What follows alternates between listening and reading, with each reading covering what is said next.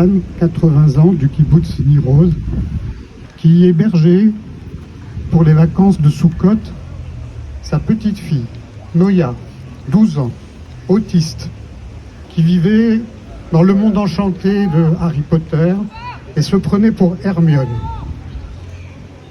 Elles ont été kidnappées, puis retrouvées par un drone qui a survolé le No Man's Land qui existait à l'époque entre les troupes israéliennes et les terroristes qui s'étaient retirés sur leur base.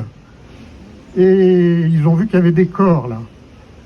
Et ce jour-là, on a appris que parmi ces corps, il y avait le corps de Carmela, dont c'était l'anniversaire, la veille, et que ses amis de la Shomer Hatzaïr avaient voulu quand même fêter. Et partout dans le monde, ils avaient chanté « Bon anniversaire Carmela », ne sachant pas qu'elle était malheureusement déjà morte et qu'elle n'entendrait que du ciel ces chansons, je l'espère. Et, comme je dis maintenant un peu partout, il nous en reste 3. Il nous en reste 3 dont on n'a aucune nouvelle. Erez, 12 ans, passionné de vélo et de cheval, le sourire aux lèvres toujours comme son grand-père, mon cousin Ouri. Erez a été vu, emmené, parce qu'il semble même être sur les images des civils palestiniens. Parce que ça, on le dit aussi pas beaucoup, voire pas du tout.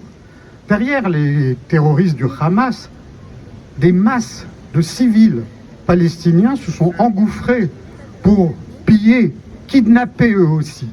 C'est confirmé par le Hamas lui-même qui dit « on ne sait pas exactement combien on en a, il faut qu'on compte ».